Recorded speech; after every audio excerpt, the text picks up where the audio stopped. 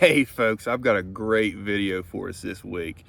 We're gonna lift the fruit today, not this sweet Ruby behind us, but one of Pop's over at his patch. We're gonna probably check out a few of his fruit too, and then we're gonna head to Kentucky and set her on scale. Gonna be a lot of good competition too. We're gonna meet some good growers and check out their fruit. Hang tight, you're gonna see some things. It's gonna be a blast.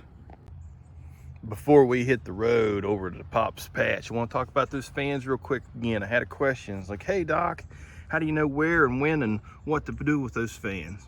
I like to put fans, like I said before, on my stem. That's A number one. I got it turned off so we don't have to listen to it. But fans just out randomly in the patch, it's normally something I don't do. I did it in the stop sign patch because it's such a small patch. We got a 20 foot by 20 foot footprint. With a 36-inch wind fence, there's not a whole lot of airflow in this canopy. You can see that that canopy comes right up to that wind fence at best. So I mean, it really stifles the airflow. So the only reason there's a couple random fans blowing underneath that canopy is because that wind fence is doing too good of a job. Just put them in the corners, let them blow underneath, and that's that. Simple as that. That was the way I made that decision.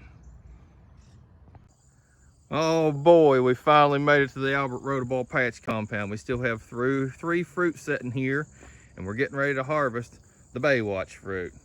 Dad's already cleaned up the patch and left the main vine. The stump was originally right about here, and he took it off about how many days ago, Dad? Oh, it's probably been a week. A week, so not too terribly long. Fruit's been hooked up pretty good. So we had how many nodes total between there? 18. 18 nodes. And main vine, what'd you say, Dad? 15 foot or so? Yeah, at least. Probably 15 foot thereabouts. Nice big fat fruit tied up on the end, and she is pretty. She's pretty. Hurts to look at. Put your sunglasses on. We're gonna get things set up and start lifting this gal. Hold tight. Tripod set up, guys. We got that 1.25 inch, schedule 80, 17 foot long pipe into some shoes here in the bottom, and that just keeps the weight of the fruit from driving this down deep, and it does. I've lifted without shoes once. We won't do it again. Oh, don't pay attention to that other fruit. Sorry about that. Here's our fruit for the day. Baywatch off the 1883 Bayou. And you can see at the top of the tripod, we have that chain fall hooked to the knuckle. Chain fall comes down and hooks to this ring. And the ring has 8 straps coming off of it. And at the bottom of these 8 straps, there's a hoop. And that hoop, we're gonna run that blue cord through all those hoops and then cinch it tight. And then slowly lift her up, get the Jeep with the trailer, back it underneath this fruit, slick as a whistle. So we're getting ready to put this fruit in the air. And what we do is we make sure our straps are an even space around the fruit. And we don't want straps laying on the blossom, and we don't want straps real close to one another, and we don't want straps interfering with that stem. You can see our blue cord is running through all those hoops at the bottom, and we've taken out all the slack already. So here's the end of it. It's looped back on itself, and this allows a person to purse it together. And the way it holds tension is you purse it real good and tight, and then take your blue strap and let it fall between a couple other straps like this, and it'll friction grip it, and it'll lift it right up, no problem.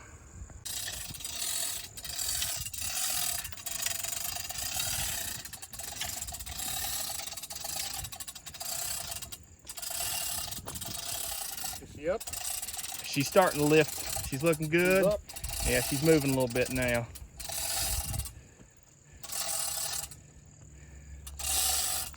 I think you're off the ground. I know I'm off the ground. And we're underneath curvature. I think we're okay. Straps are biting a little bit, not bad, but we're good. Bottom looks nice and sandy under there. We'll check that out when we get our trailer underneath of her.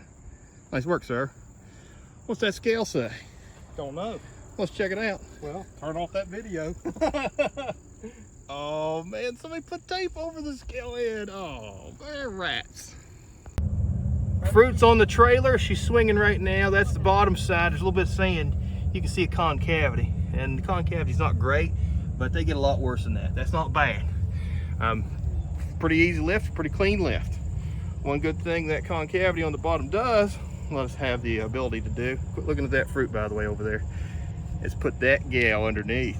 Might be a little surprise for the judges. Ooh, boys. Well, not what you want to happen. We hit some bumps in Kentucky. The fruit wasn't 100% sound. She slid back and she puked everywhere. Not how we planned on this going. Good luck, Ethan. Nice to have a fellow grower follow you. He said, hey Chris, I think you got a coolant leak. But I knew that I didn't have a coolant leak. Dad, I'm sorry, buddy. Well, shit happens. That's pumpkins. Pumpkins suck. Pumpkins suck. Oh, the worst thing about a pumpkin biting the dust like that is the smell. Good gravy. Get to it, Pops. So bad. I thought I put It wants more. it was more. Oh, showtime. Oh, good.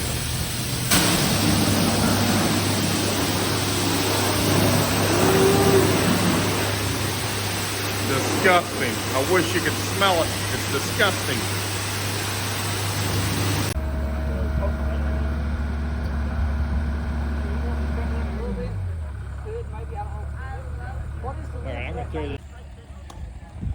Here we are at Robert's Family Farm, unloading.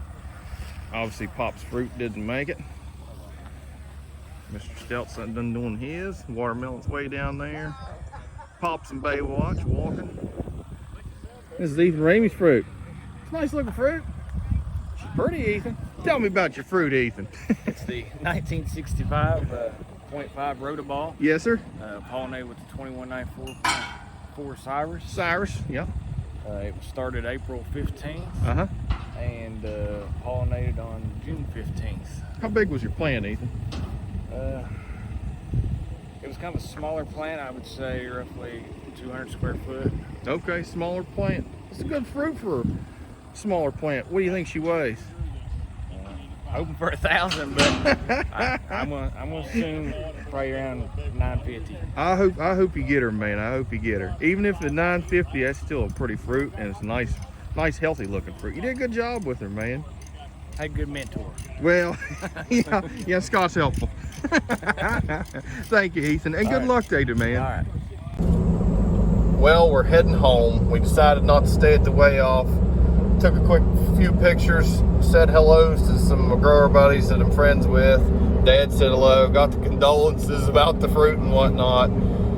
That's a heck of a turn of events. And like I said before, that's pumpkins. Pumpkins suck sometimes. Probably suck all the time, but that's what we do. We grow them to blow them, and we grow them to drop them off trailers, and you name it.